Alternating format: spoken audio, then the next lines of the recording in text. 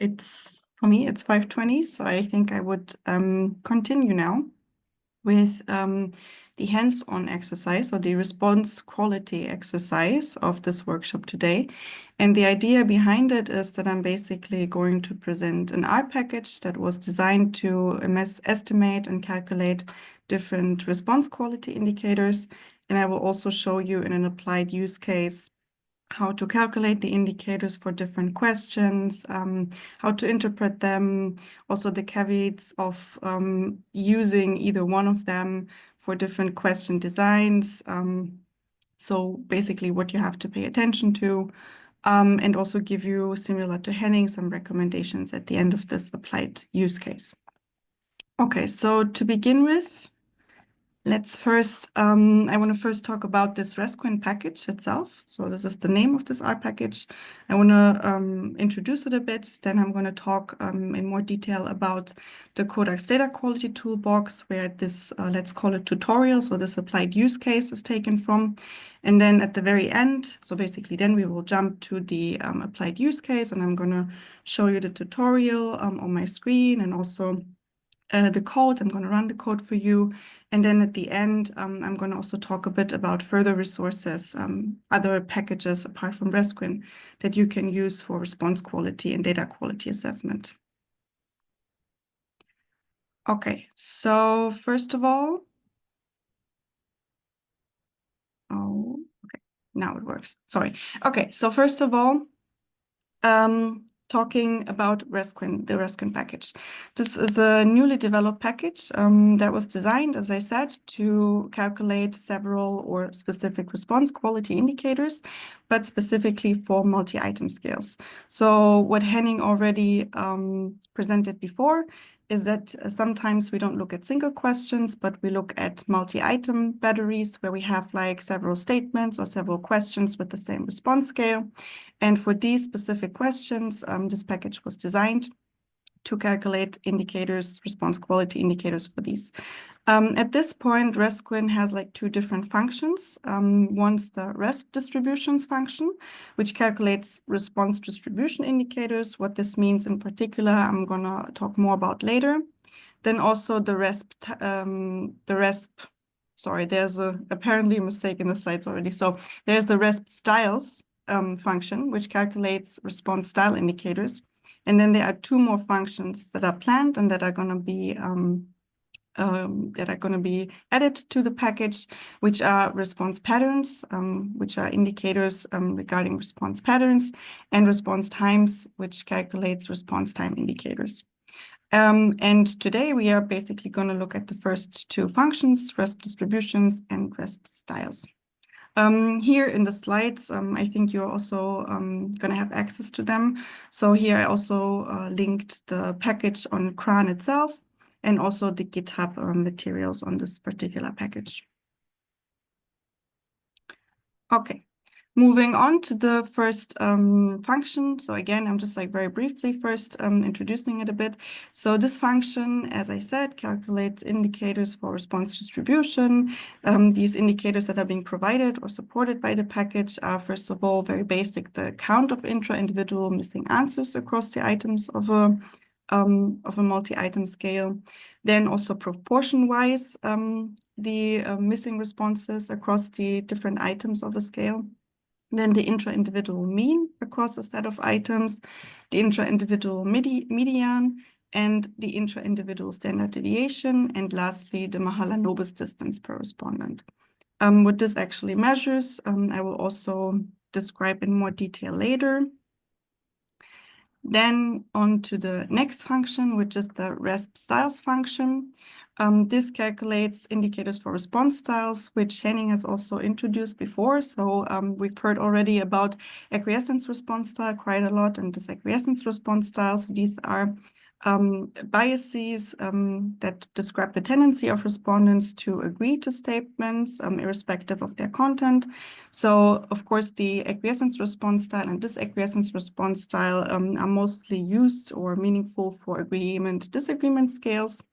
Then we also have middle response style, and also what Henning mentioned earlier, extreme response styles and non-extreme response styles. So these are the 5 response style indicators that the package provides and supports.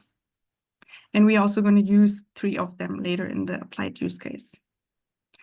Okay, then on to the Codex Data Quality Toolbox. So what is this? The Codex Data Quality Toolbox is an open educational resource from the Competence Center for Data Quality. In short, the abbreviation is Codex.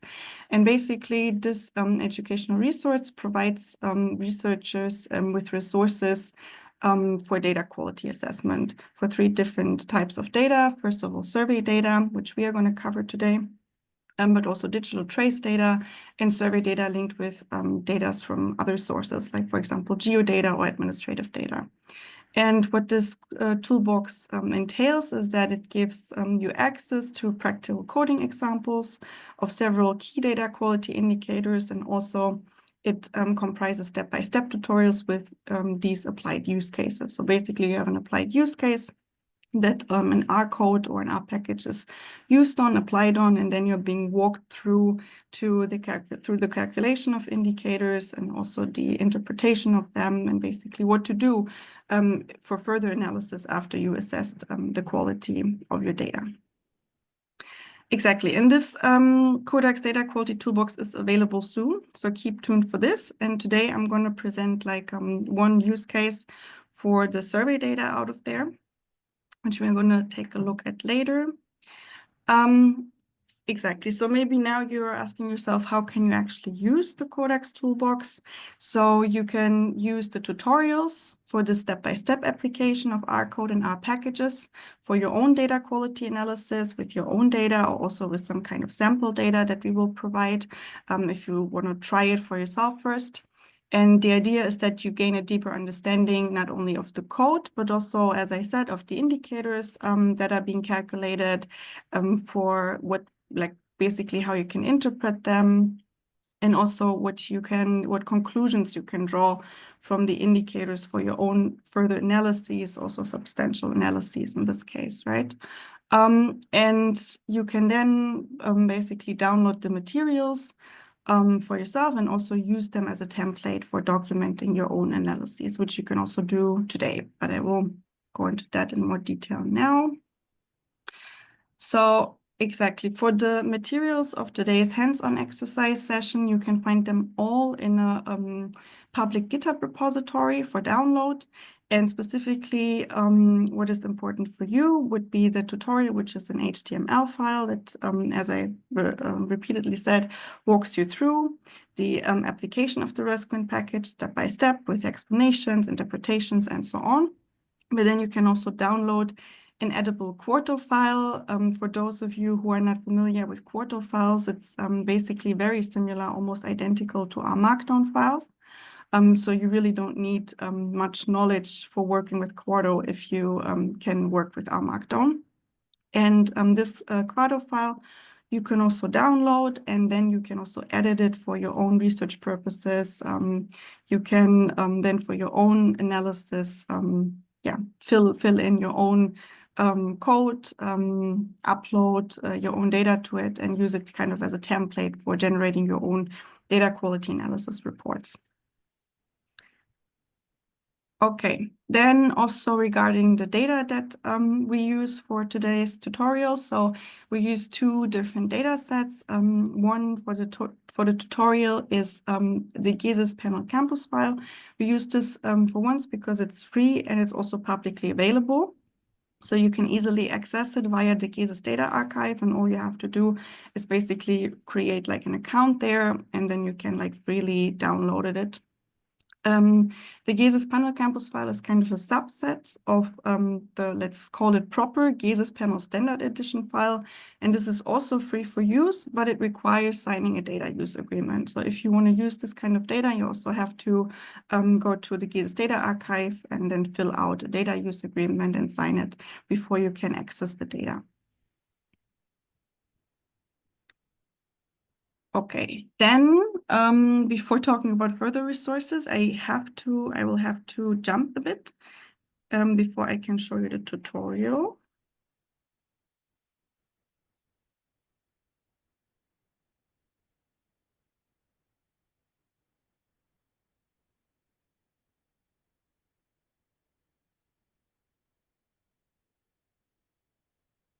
Okay.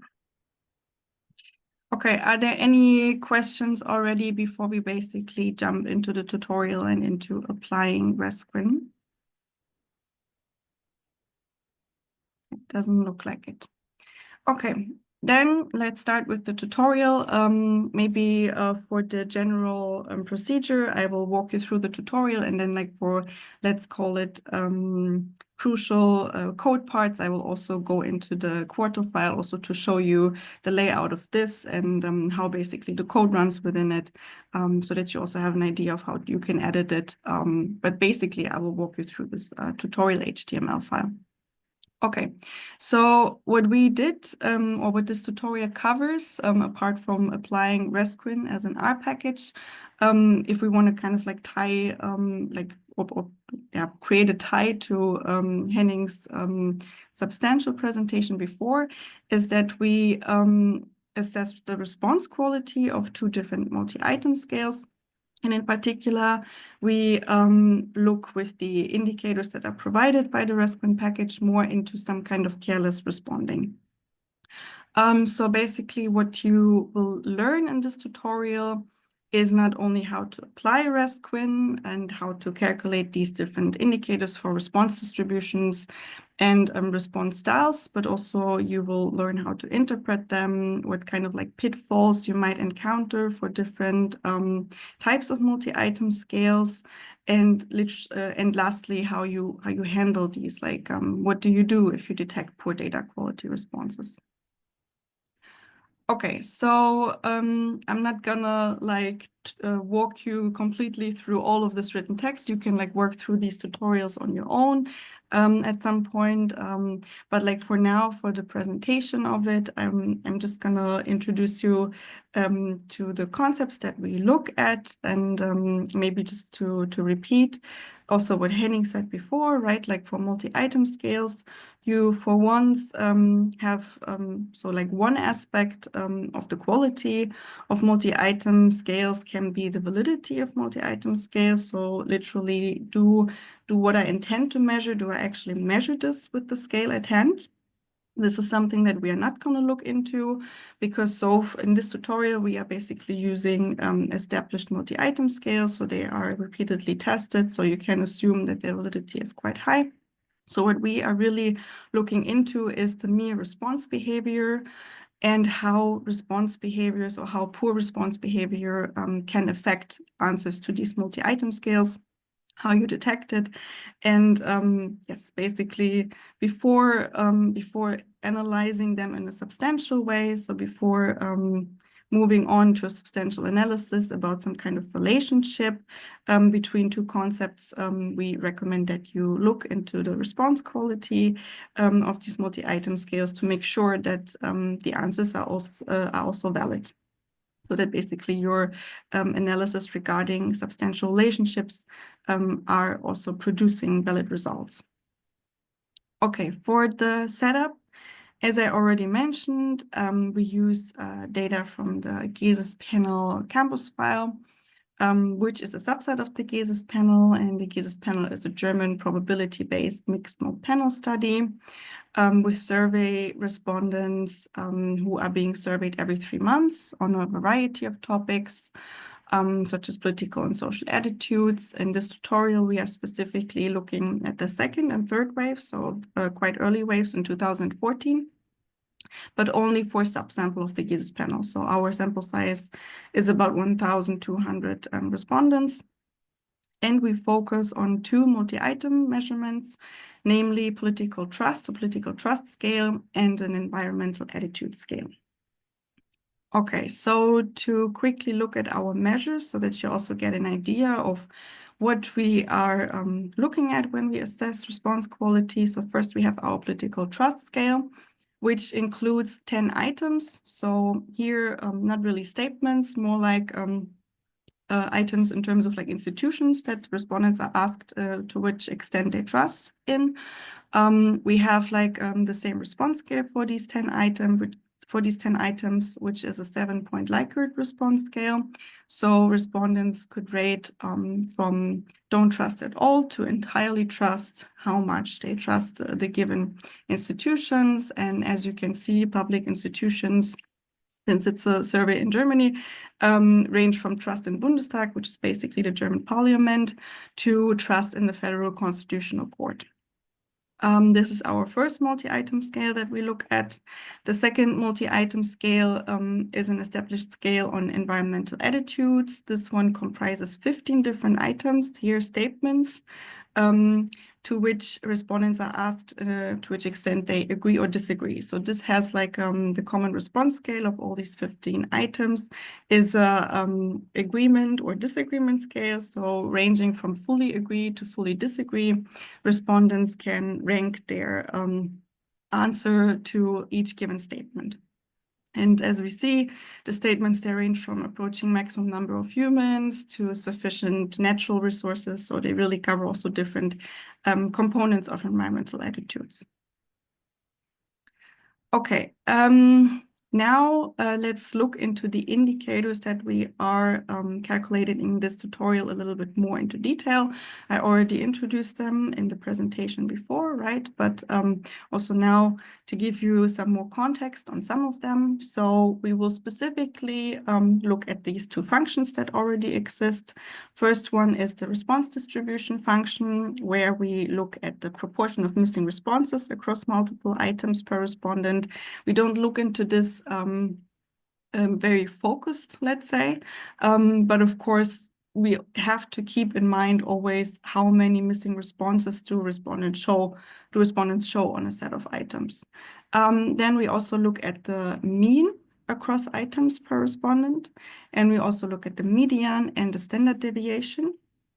The standard deviation is also a proxy for straightlining, as a response behavior, which I will show you later how to calculate this and how to interpret this.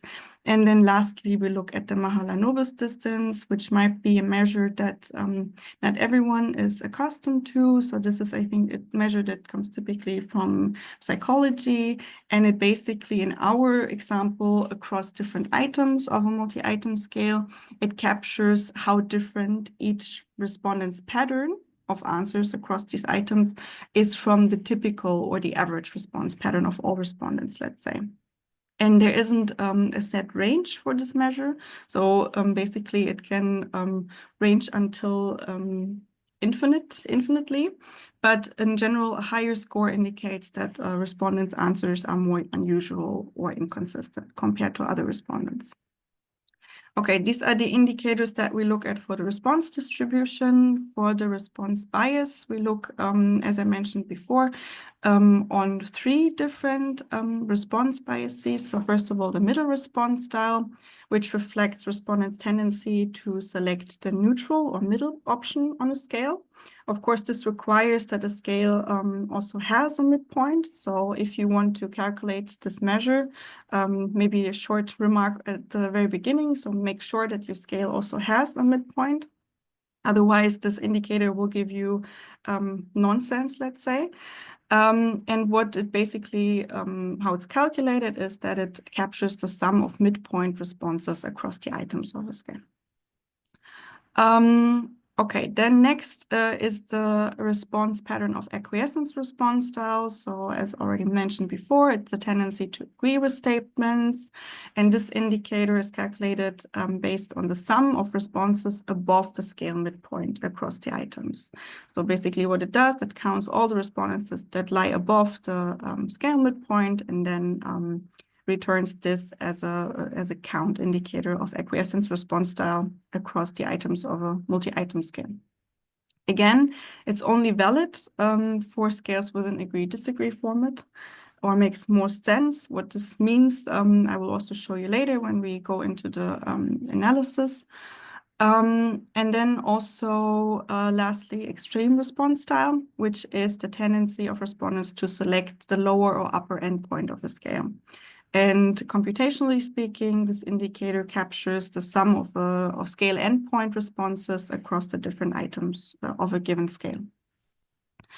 And for calculating these indicators, we use our RESQuin package. And as I already mentioned before in the presentation, there are also other indicators that are being supported by RESQuin, but which I'm not going to cover today in this tutorial for separate reasons. So first of all, or as an example, maybe I don't want to go too much into it. There's also non-extreme response style. So this captures every response that is not an upper or lower scale endpoint. And this is computationally speaking the direct inverse of the extreme response style indicator. So it doesn't make much sense to look at both at the same time. So this may be just as a short remark here, but yeah, there are like more indicators and you feel free to check them out. And some might make more sense for your specific research question or analysis to look into. Okay, then the getting started point, I'm also going to walk you through this since this should be quite straightforward. So first of all, we have to, of course, install RESQuin. RESQuin is available on Cran, so you can easily install it with the given code here. So in the tutorial itself, you can also copy the code by clicking this on the upper right corner, this button, copy to clipboard. And then you can also paste it in your own document if you don't want to use the Quarto file that I'm going to show also in a bit. Okay, then alongside RESQuin itself, we will also need some other packages for data preparation and analysis.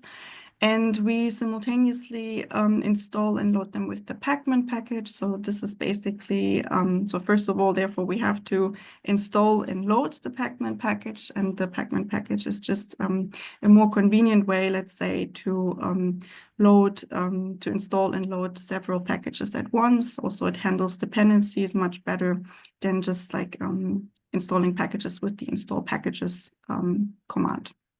Okay, so what we basically need for like we need regarding the other packages is quite forward. So we need the dplyr for data manipulation. We need ggplot for some graphs that we want to create, tidyr for like tidying some messy data.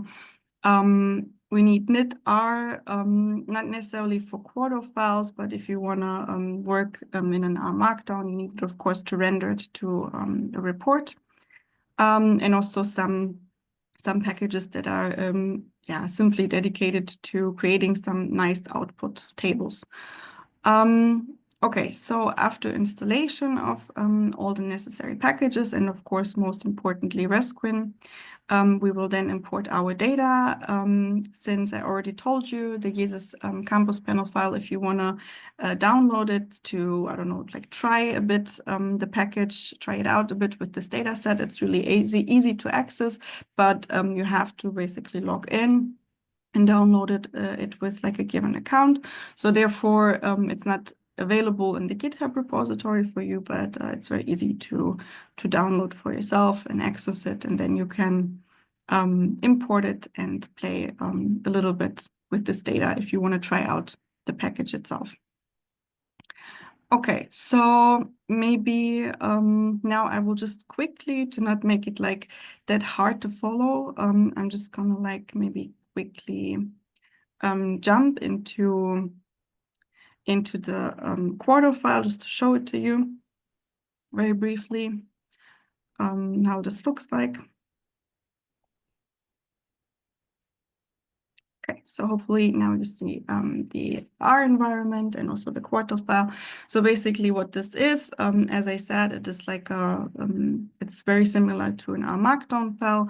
And when you download it, you can like use it as a template for your own analysis where you can directly edit the text and also the code, import your own data sets in the code chunks to immediately use it.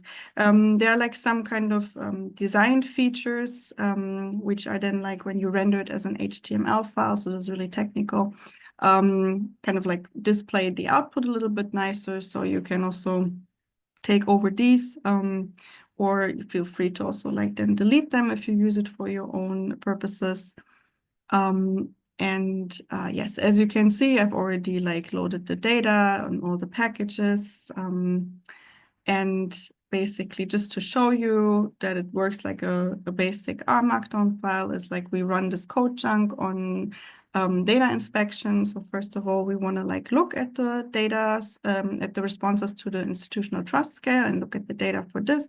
So we run our current code chunk, and then we get also the nice output within the RStudio environment. So just to give you an idea of this, but yeah, I think it's also nice, more nicely readable in the tutorial. So I'm going to switch to this again. Sorry for this switching a lot. I promised this is going to be the last time.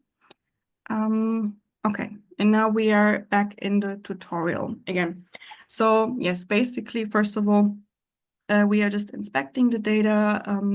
So what is important for the RESQueen package here is that you give it, I mean, it depends, of course, also on your underlying data, but for our data, every item of a multi-item scale is also a column in our data set, so a variable, let's say, and we are inspecting all of the variables of the institutional trust scale or political trust scale. This code is just basically, so first of all, we create like a subset of the data, which entails all of the variables and items of the political trust scale.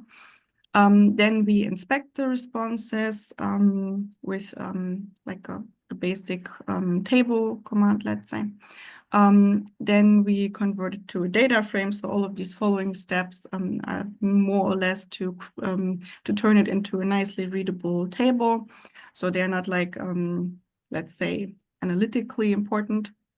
So what we do here is convert it to a data frame and kind of like prepare it a bit so that you have like a nicely read table with the response values. So here we have like the missing data, and here we have our response scale values from like 1 to 7. And in the columns, we have our different variables to check, to kind of like have a first overview of the table.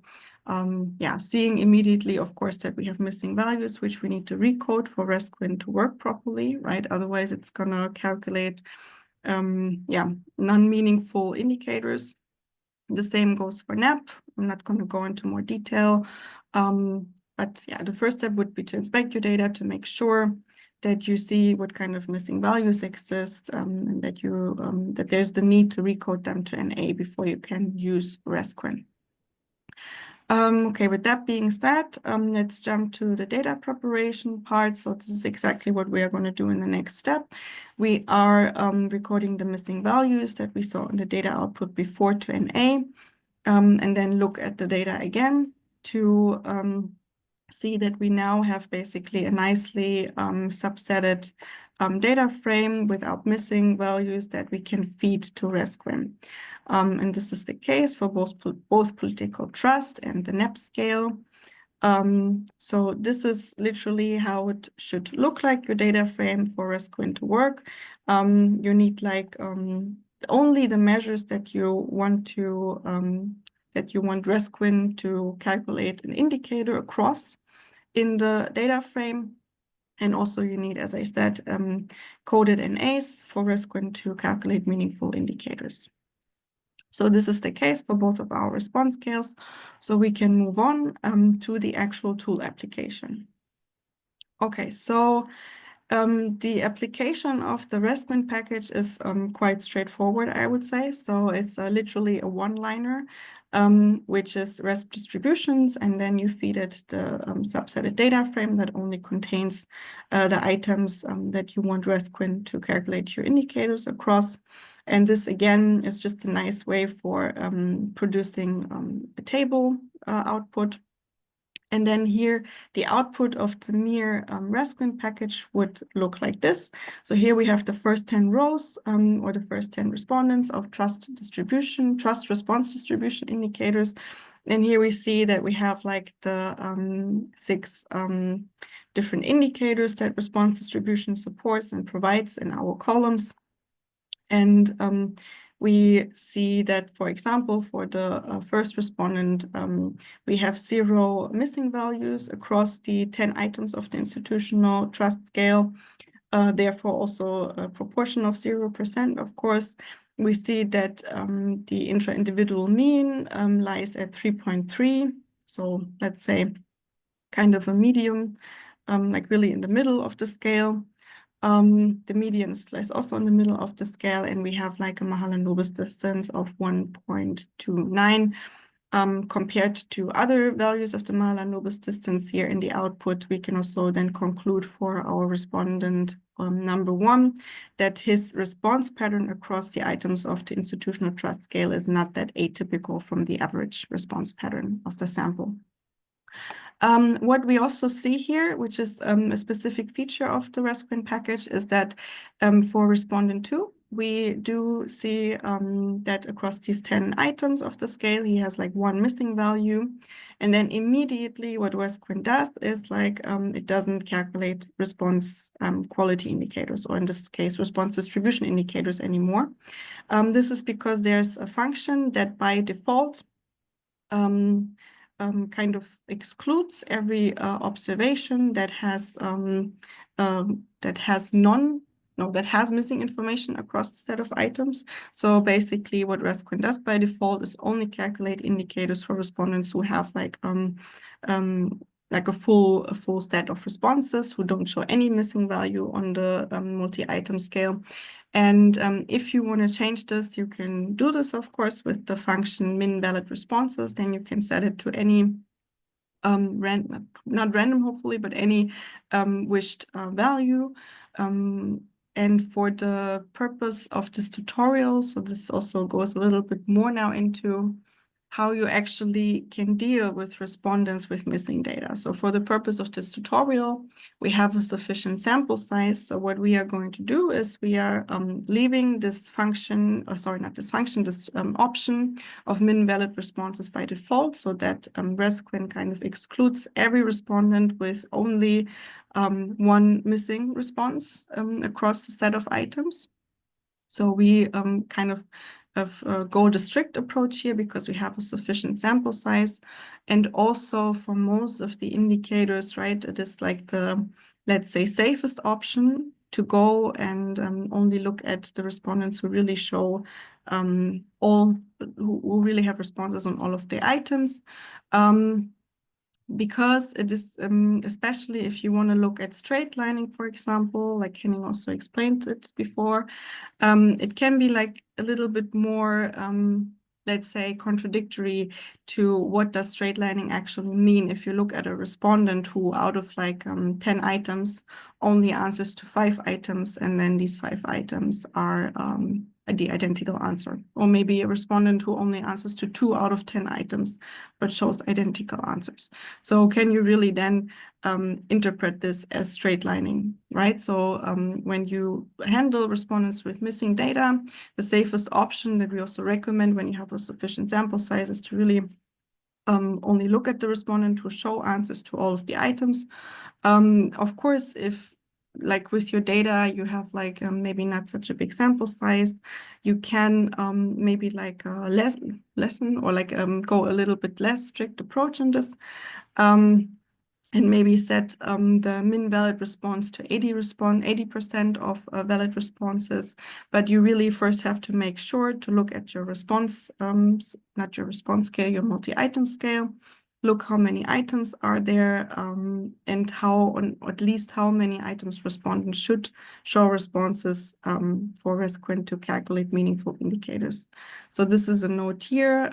Also, there's, I think, some literature on this, or you can also look into the literature of how others in the field have like dealt with this issue of missing data in multi-item scales, and how they dealt with calculating indicators for people with missing data, and then dependent on your own analysis and research question and data, make a decision. Okay. But now let's go into the indicators of response distribution. So what we did see before is, okay, we have our nice output here that ResQuinn provides, but as you can see, it only provides the indicators per respondent, per row. And that means, of course, for like a big data set, it's not very like feasible to kind of like use these indicators in a meaningful way per respondent. So what we have to do is we have to average them, or not average, but like aggregate them across all respondents, which we are going to do here with this command. And then also create our output table there. And what we see in the summary table is that now for every indicator, we have like the summary statistics across all respondents, which itself might be a little bit hard to interpret, right? Especially if you look at the mean across items, across all respondents, then like the interpretation can get a bit confusing, but maybe let's just like walk you through like the first two examples for this. So especially if we look at the intra-individual mean, so meaning the mean across all items of a multi-item scale of our institutional trust scale, we see that the mean lies at 3.8, let's say, or 3.76. And what this parameter tells us is that the average respondent selects a mean response of 3.8 across all items of the institutional trust scale. So what we can conclude from this, I mean, the median also looks similar. So what we can conclude from these two parameters is that in fact the distributions seem to be distributed, the values, sorry, the responses seem to be distributed around the midpoint of the scale. Okay, we also created some summary plots with the code for this here. Basically what we do here but this is also again mostly data preparation to create like a nice output here, nice graphs. Here it's literally data preparation that is reshaping the data. And then creating combined box plots and density plots. And we use the summary plots to have like immediately a look at the outliers in the sample, right? So basically what this shows us is the distribution of each indicator across all respondents. And here we can like clearly see that for the intra-individual mean, respondents who have an intra-individual mean that lies at 7 are outliers. So respondents who on average across all items chose the response category 7 are outliers in the sample. Something similar we also see here for the median. And for the standard deviation, we can also use the box plot to have an immediate look at the outliers, which shows that respondents with a standard deviation across the items that is more than, let's maybe say 2.3, are considered outliers in the sample. And this is maybe a bit abstract right now, but basically what these plots show you is that these outliers are atypical from, let's say, the distribution in the sample, and that they might need some further attention regarding data quality issues.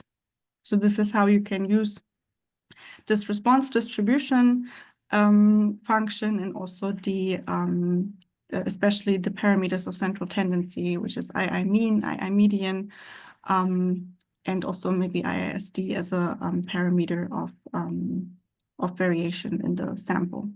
The Mahalanobis distance here gives you also maybe some more information, or you can like maybe see it as like also one of the main indicators regarding spotting outliers in the sample. But of course, in the end, you still have to also look what you want to look at. If you want to look at straight lining behavior, then I think the indicator of IISD is a particular important one.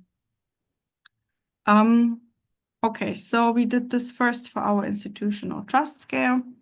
And had a look at the response distribution indicators of our institutional trust scale.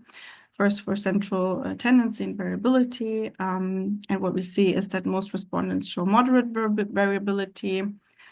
which indicates consistent responding, but also this might point towards a tendency to select non-extreme answers, which are close to the midpoint of the scale. But we will look also like later to the response styles, right, where we also estimate a midpoint response bias to get an idea of if our data is really affected by midpoint response bias. Okay, now I talked a lot about straightlining and non-differentiation. I also want to show you how you can calculate it. So maybe here at this point, I can also tell you that there is a function plan that also calculates straightlining by itself as an indicator, but how you can use the already existing function on response distribution for calculating it is that at least if you want to create a binary measure of straightlining, again, Henning before showed, right, different operationalizations of straightlining, how you can operationalize the straightlining pattern. We here choose to simply generate a binary measure, which means that like if the standard deviation across all items is 0, which means basically that a respondent shows the identical answer across all items, then he is a straightliner, then he gets the value 1 on our binary measure. And otherwise, if the standard deviation is unequal to 0, then he gets a 0. And we also look at the proportion of straight line in the data, and what we see is that like the proportion of straight lining respondents in the trust scale at least lies at about 5%, which is per se, if you look at the data in general, not a big problem. So you don't have like a huge proportion of straight liners. So the sample itself doesn't give you like a reason for concern. But of course, these straight liners need more attention, and they might be a threat to the response quality of the institutional trust scale. And how you can deal with them, what we recommend, I will also go into more detail later a bit. Just to give you an idea that like you can use this proportion of straight lining respondents for your measure as a first indicator of whether there might be a problem with the sample itself, or if the sample itself doesn't give you reason for concern, but then you of course should still kind of like give these straight liners attention, because they still might produce poor response quality. Yes.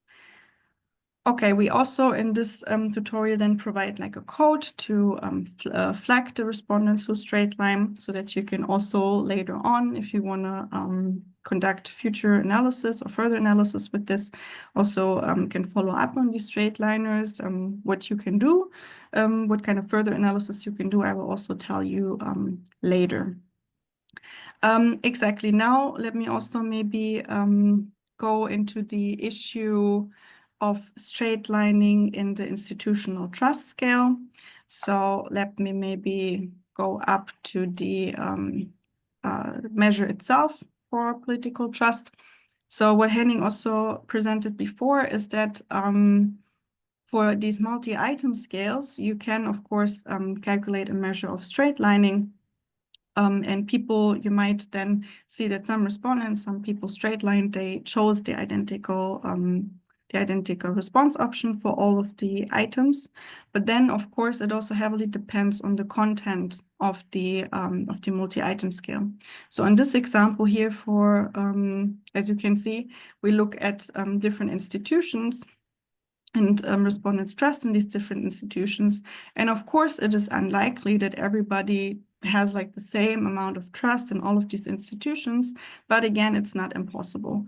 You might just like have some people in the sample who are, especially if you have a midpoint scale, a midpoint of the scale, so you might have people in the sample who are genuinely undecided and cannot decide if they trust or distrust, so they're generally undecided and then select the midpoint. Or you might have people in the sample who genuinely are people who, in general, are very trustworthy towards public institutions.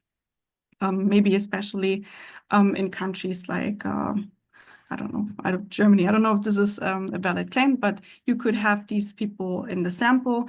and therefore the indicator of straight lining might not, even if you find that your respondent straight line, not every respondent might really provide poor response quality. So this you have to keep in mind. Okay, so now going back to the tool application and the straight lining. So this, I think, is all that that I want to mention for straight lining so far. This is all, again, summarized in the text itself. And also here, as you can see, we have these nice be careful boxes, which then also point you towards these issues that I just mentioned. So to point you towards what do you have to keep in mind when you interpret certain indicators, like, for example, straight lining. Okay, for the NEP scale, let me also walk you through. So basically the procedure is the same, right? We aggregate the indicators of the RESQuint package across all respondents, get our summary table across respondents for each indicator, and then create summary plots again, from which we can then also infer more about outliers in the sample. For example, here we see, which is also a very interesting finding, again, regarding straight lining. So here we see that for the NEP scale, we see that respondents who show like 0 standard variation across the 15 items of the NEP scale are clearly outliers in the sample. And as we learned before, right, 0 standard deviation across the items constitutes straight lining responses. So there we might really, especially if within the sample, they are considered as outliers, we really might have something here that points towards a data quality issue. So also to give you an idea of how to use these graphs when you look at the distribution across all of the sample and then spot some outliers. Maybe a similar example here is that for the median, so the median across all items, we see that the outliers here are at 5. So what this basically means is that like respondents with a median response of 5 across all items are outliers in the sample. And this makes also a lot of sense because this means that these respondents, that 50% of their responses lie above the value 5, which is our upper endpoint of the scale, right? So this can also represent some kind of data quality issue, some kind of response bias. So maybe what you now realize a bit is that this response distribution function, you can typically use it to plot the distribution across all respondents and then like see who might be an outlier in the sample. And this kind of already gives you an idea of where there might be some data quality issues. It already points you towards some kind of biases that might be in your data and that you can then look into further with the second function afterwards. Okay, so let me not go into too much detail of these results. As you can see, you can read through them in more detail on your own. But again, now let's maybe go to the straight lining issue, because also in the presentation of Henning before, this was kind of a crucial point, right? And it is one of the most prominent indicators of response quality. So let's again focus on this here, since we already saw that the intra-individual standard deviation of 0 is a clear outlier in the sample. So again, we calculate our straight lining indicators by saying, okay, everybody who has a standard deviation across the items equal to 0 is a straight liner, and everybody who has not is not a straight liner. But what is like very important to highlight here is that straight lining might be a bigger issue for this NEP scale than for the institutional trust scale. Because as I explained before, we saw that the institutional trust scale, right, has like lists several institutions and then asks to which extent you trust it. Whereas here in the NEP scale, you see that you have different statements, and these different statements, they are reversely coded, as we say. So basically, the item number 1, let's not go through all of them, but the item number 1 we are approaching the limit of the number of people the Earth can support. is like more representing a positive or pro-environmental attitude, right? Whereas the second item, which describes humans have the right to modify the natural environment to suit their needs, points more into an anti-environmental attitude.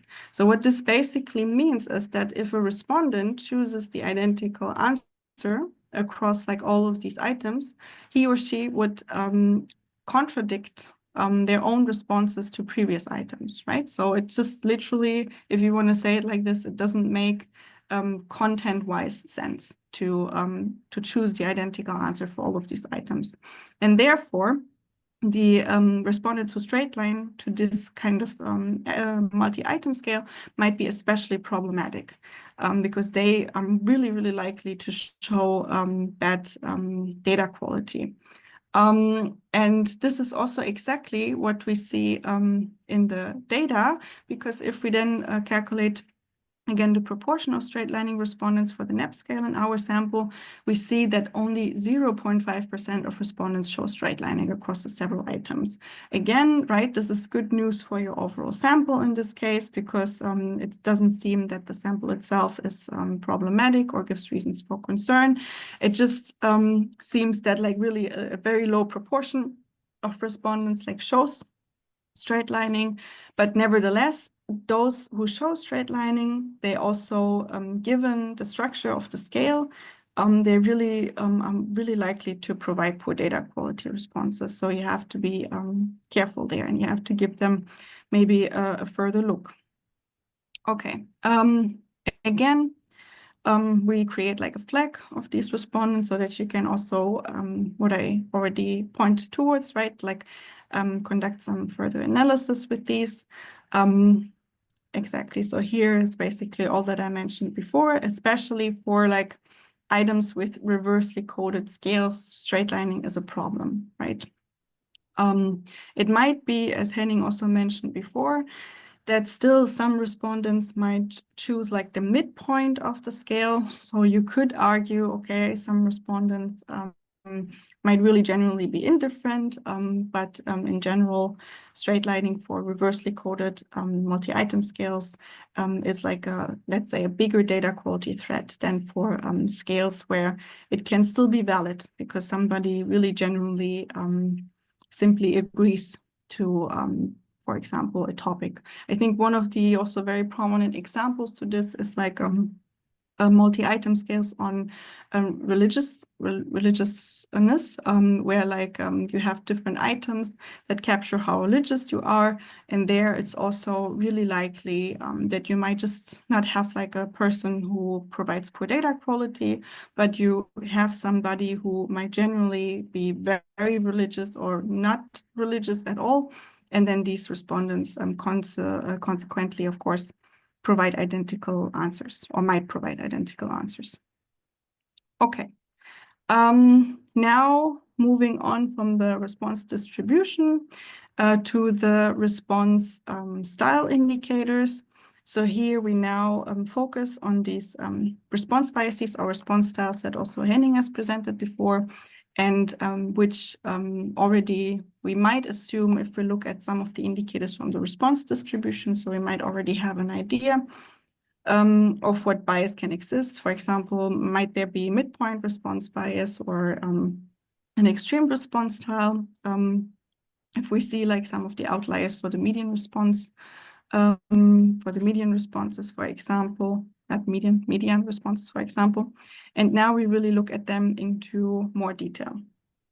Okay, so again, the application of the response style function is very easy, very straightforward. It's again a one-liner. So basically, you again feed ResQuinn the same data frame that it needs to work. So you feed it the columns or the variables, the items that you wanted to calculate the indicator across. But also what is important here and what you have to keep in mind is here you also need to tell ResQuinn the lower scale point and the upper scale point. So you have to tell it basically what kind of range your multi-item scale or the response scale of your multi-item scale has, so that ResQuinn can understand, okay, has the scale a numeric midpoint? Can I can I calculate a midpoint response style indicator, and also that it can understand how to calculate acquiescence bias, for example, right? Here again, you can also specify the option of the minimum valid responses. Again, here we follow the strict approach and we say, okay, minimum valid responses, this should be like 100%. So everybody should have like valid responses on each item of the scale. And then you can basically run this and it will return you the data frame. Yeah, maybe also something that's worth noting here is that it also has a function normalize.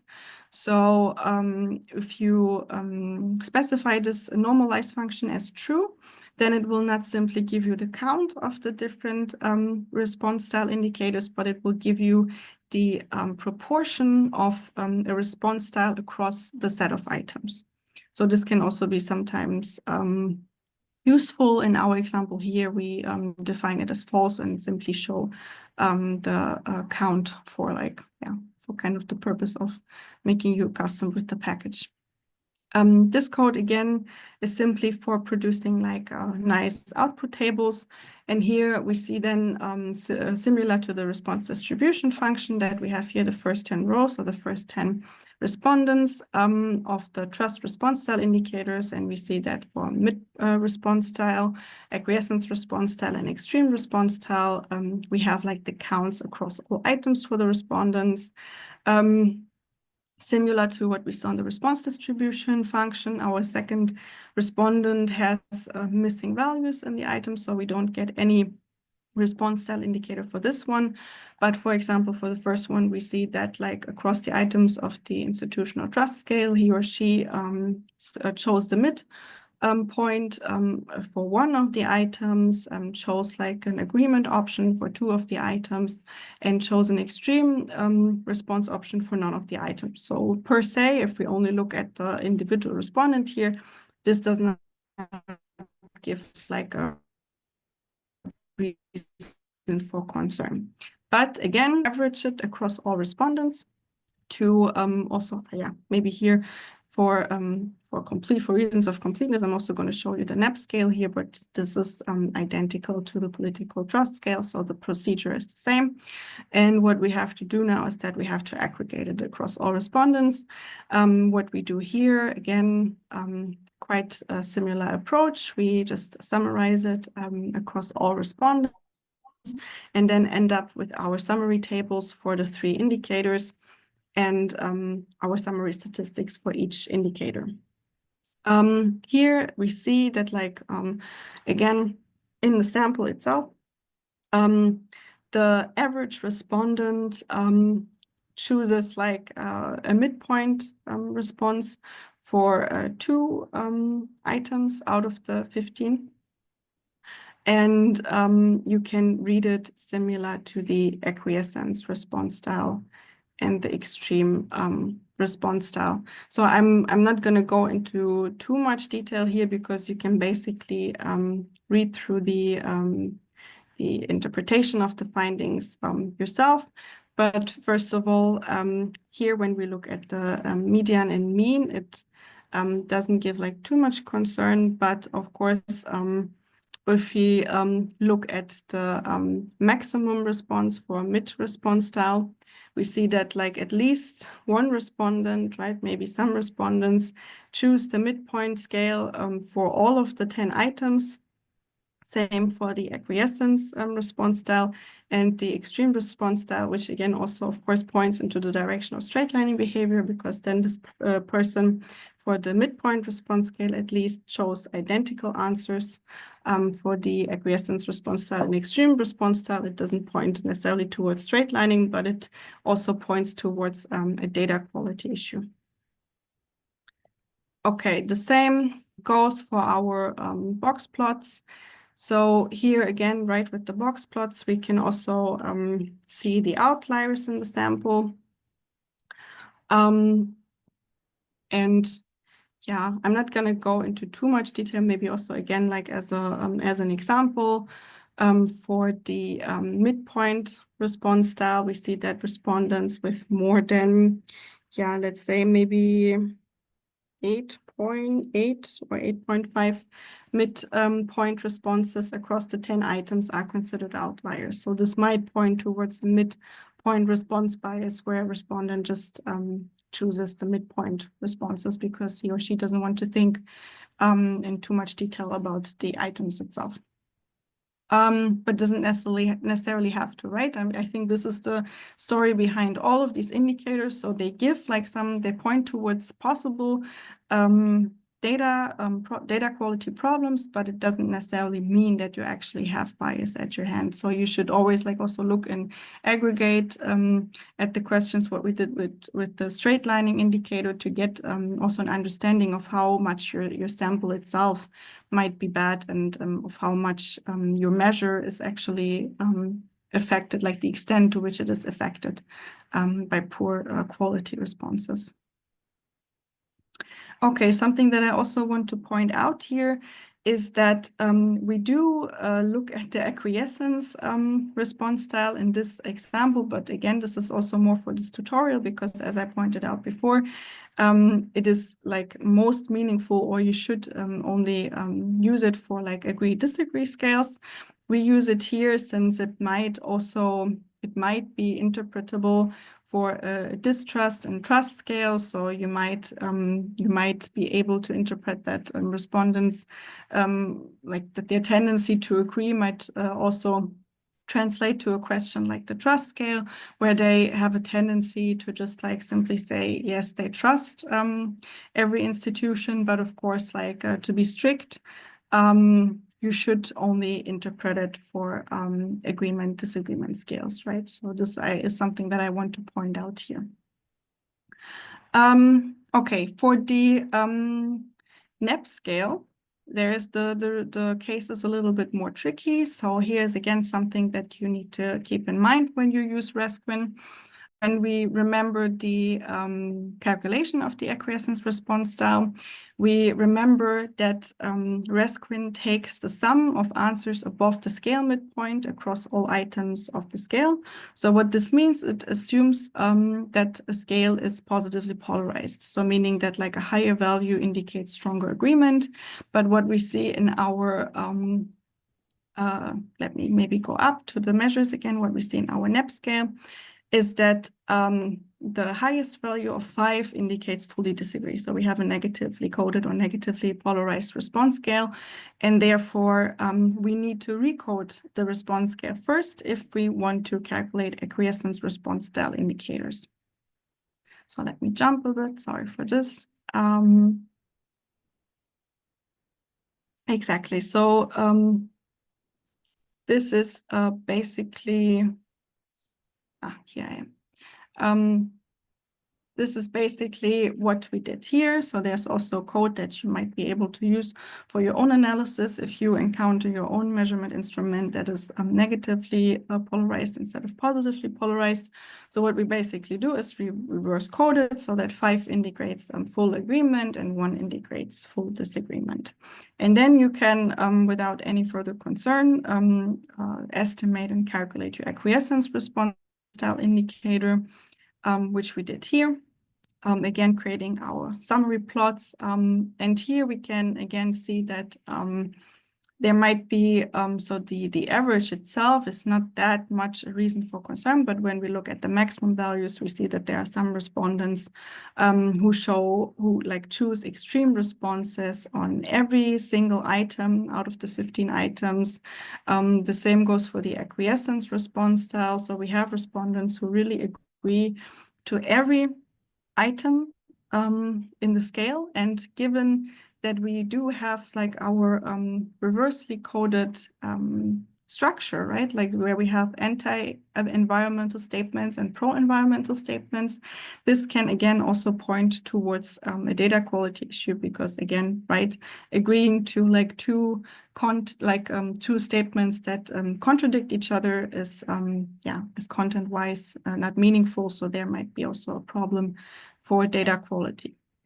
For a midpoint response scale, we see that, again, right, as I said, the average doesn't give like much reason for concern, but we see that there's at least one respondent or some respondents who show midpoint responses to 14 out of 15 items. But again, this is like more like maybe a reason to look into these respondents, but per se, it can also be that somebody is really genuinely undecided.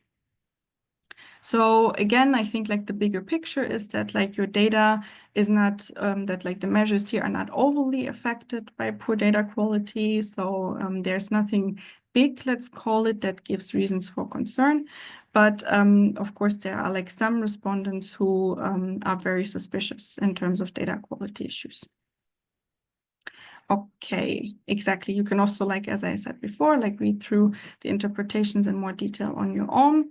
And then is also something that I would like to point out here, which is that RESQuIN and response styles, the function in particular, is typically designed for multi-item scales, right? So what we saw also when Henning presented it, like these typical questions where you have like different statements or different questions with the same response scale.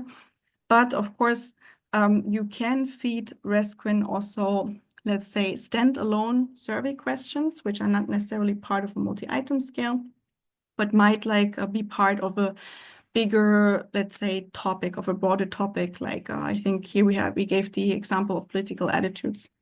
So you then can, of course, also feed RESQuIN with like a single questions or standalone questions, like one question maybe on attitudes toward governmental spending, the next one on attitudes toward social policies. But you should be aware that for RESQuIN to create meaningful indicators, you should make sure that these standalone questions have like the same response scale, because otherwise it doesn't make much sense.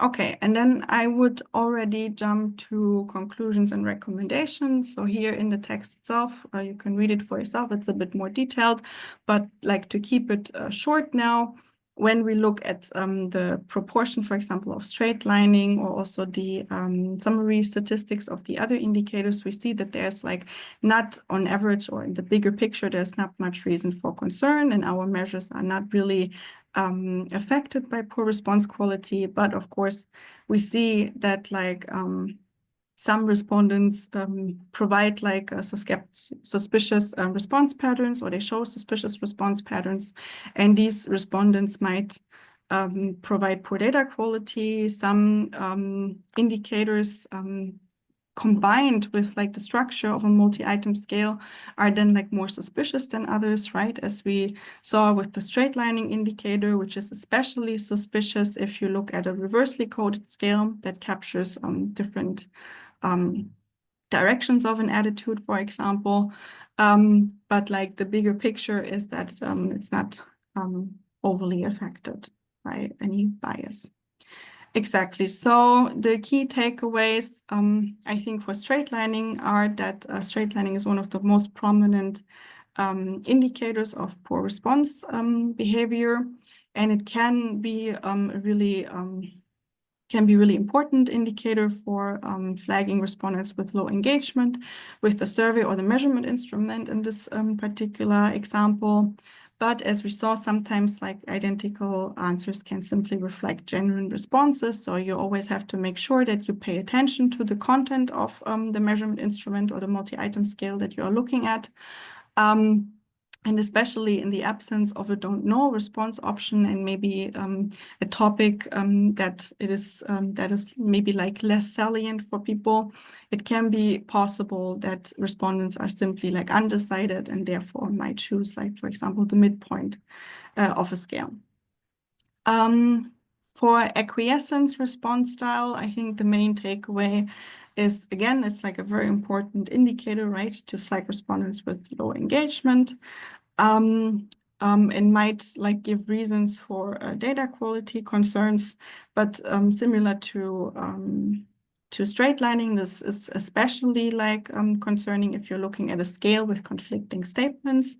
For example, And just because somebody agrees to many items, it doesn't necessarily reflect response bias. So you see, like, the story is always the same. It can point toward data quality issues, and some characteristics about the question might make it like more suspicious than indicators for other questions.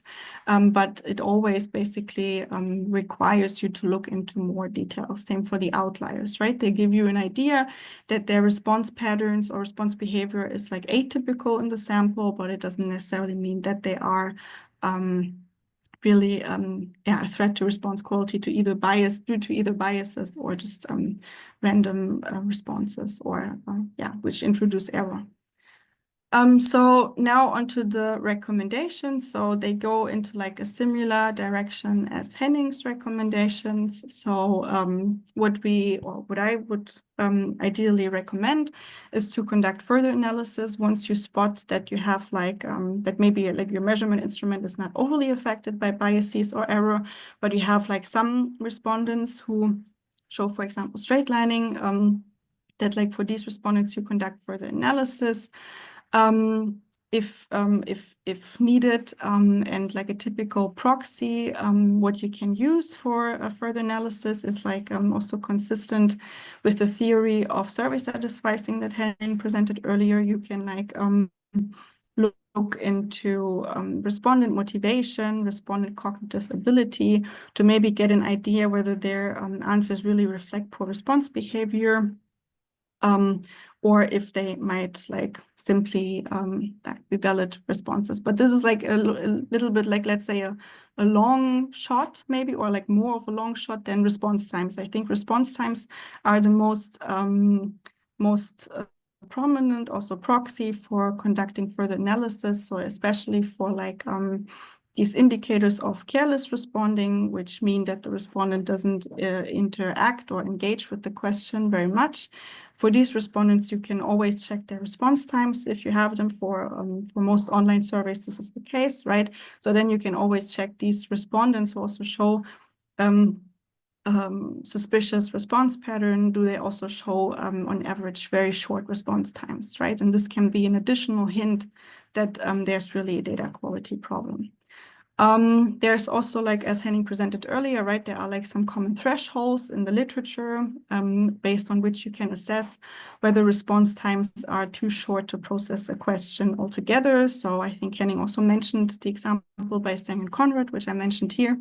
So this is like a common example of a threshold for speeding. So with this threshold, you can then flag respondents who really have this short response time so that they are basically unable to process the question properly. And then combined with straight lining or maybe an indicator like acquiescence response style, this can really like point into the problem of a data quality issue.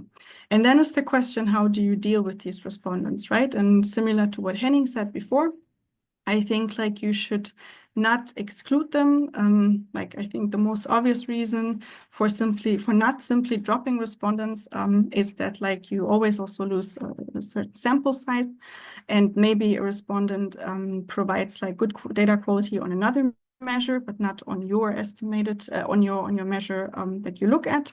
So what we would recommend is that you simply run like robustness checks or sensitivity analysis where you include and exclude the respective respondents to gain insights on how much they affect your overall findings, right, with their responses to the questions. Okay, and I think this was it from my side with the tutorial. And before I go into like further resources or other packages that you can use, I will just ask if there are some questions that people want to ask first.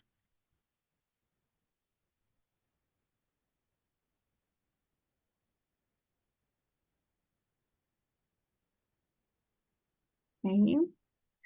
It doesn't look like it. So for now, I think I would just proceed with like presenting some other, or like just shortly pointing you towards other R packages that you can use for response quality assessment. And then later on, I think there's also now time and the option to ask questions. Okay, so let me share again the presentation. want to, if people, in case people need to leave before 1 p.m., I just wanted to point out that I posted a link for a feedback survey. If you guys could fill that out, that would be very valuable for us. So my apologies for interrupting, and I'll hand back over to Fabienne. Thank you. Okay, thank you. Yeah, so just very quickly from my side, I hope now you can see the presentation again. So yeah, I just want to quickly point towards like two more packages that you can also use for assessing careless responses or like response quality or data quality more general. So the first one is the Careless package, which is also on CRAN, and it is a package that provides indicators assessing careless respondent mostly. And as you can see, the supported indicators of the package are also some that we have in the RESPIN package. So there's like the Mahalanobis distance and the intra-individual response variability, which is also the standard deviation. Then we also have a measure of the longest and average length of consecutive identical response, which is of course a bit different, but also goes into the direction of a straight lining measure that shows up to which item respondents chose an identical answer. And then you also have like some measures on scale reliability, which might be more important, or which might be especially important for people who want to conduct psychometric analysis. So you have the even odd consistency and psychometric antonyms and synonyms index. So this is also, I think, a very useful package if you want to assess careless responding in multi-item scales. And then lastly, another one that might be a little bit like not very like focused on multi-item scales, but which is also a good package for assessing data quality overall, is the DataQueer package. It is developed by, I think, medical researchers, right? So it's like data quality. It focuses on data quality in epidemiological research and targets like 4 different dimensions: integrity, completeness, consistency, and accuracy. I think especially for accuracy, there are also some functions which can be very useful if applied to, like, let's say, classic survey data. Okay, and that's from my side. So I will stop sharing, and then I guess Henning and I will receive also more questions if there are some. Thank you, everyone, for listening. Yeah, thank you, Fabienne. I'm also in the front now. I hope you can hear me online as well. Good. Yeah, so all what Fabienne presented is on GitHub, and the data is also downloadable, so feel free to look at it, and you can also contact me or Fabienne if you have any questions later on, but there might be also some questions right now, so we still have some time if there are any questions now.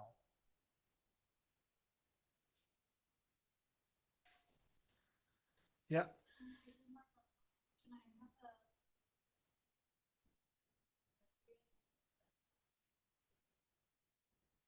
If, the slides, yeah, the slides should be up already or up soon. They're not online quite yet. I'll work with our web team this afternoon to get those online.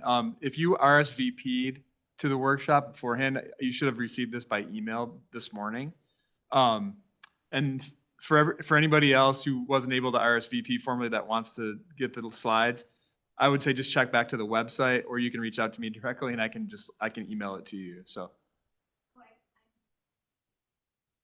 And just another note on that, I've been taking notes throughout the day about how to kind of polish this all up into a nice package that I think we can put online because there's so much here. So we'll be working that out. So for sure, I'll add a link to the slides this afternoon, and then I'll also add links to the other key pieces as well. So I would say just check back on that, if not today, slides today, and then the rest of it maybe by early next week. So including video as well. People always ask about the video. The video will be online as well afterwards for anybody who wants to check back in on the video.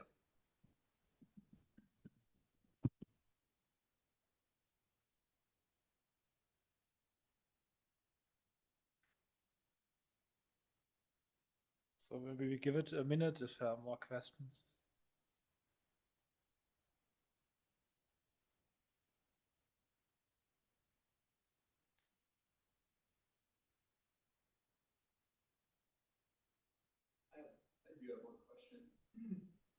What would you say about, you know, can you kind of look into the future? Are you planning to add more things to these tools that you showed today? Like, can you give us a sneak peek into the future at all?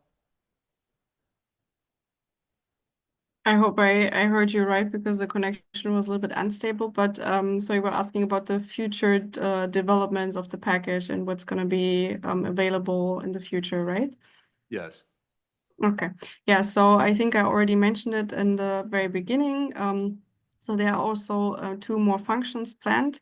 One of the functions focuses on response time measurements, which I think might be especially useful also regarding to what I said at the end of the tutorial, right? Because especially for indicators like straight lining and also acquiescence bias, you might want to additionally check for their response times to get like an additional proxy of whether you are dealing with valid responses or poor data quality responses. So this is going to be out there. Or this is going to be part of the package soon. And then also the package will have a function in the future on response pattern indices. So basically, this will comprise kind of like a, let's say, a proper straight lining measure. So one that you don't have to calculate yourself, but one that is already supported by the package. And also, for example, an index of like, or an indicator for zigzag responding. So it kind of captures all of these visual, let's say, response patterns that can occur in a multi-item scale. And those will all be added to your GitHub, the public GitHub. Yes, exactly. So there's like, I think I linked it in the file. So first of all, the package with the existing two functions, it's now on CRAN. And also, I think before we get like the update of the package on CRAN, we will of course have it on the GitHub repository, which I think I also linked in the slides for the RESQuint package. Great. Yeah, I'll make sure, I sent a link out to the GitHub as part of that email, and I'll make sure that your GitHub link gets on our webpage as well, so that if people, you know, are interested in checking back in the future at some point, they can get to that link through our page as well. Sounds great. Thanks. Thank you. Maybe a little bit more background. This is like a reversion now at some point, hopefully soon. We will also, those things will be hosted prominently on the GESIS homepage as well.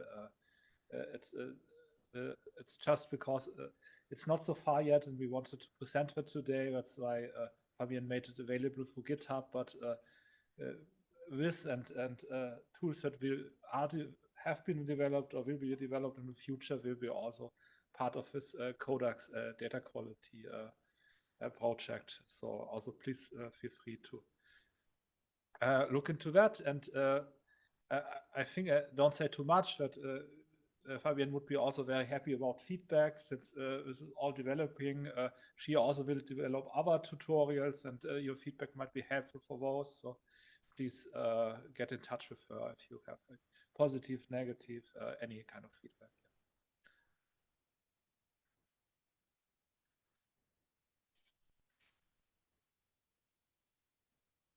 I don't see any other questions. I don't see any questions here in the room. So I just want to thank you guys both. We'll give you guys a little round of applause for doing this for us today. Thank you so much, you guys. And like I said, we know how to get a hold of you. Henning, you might stay in the room or whatever. I think we can stop the recording today, but then if anybody else has any questions, feel free to reach out to me directly, and I can filter, you know, I can funnel that back to the speakers, or maybe you can reach out to them directly. So thanks everybody for attending today. And again, thanks to our presenters for doing this for us. Yeah, thank you, Paul, also for hosting that for the series. That was a lot of fun. Thank you all. Great, thank you. Yes, also thanks from my side.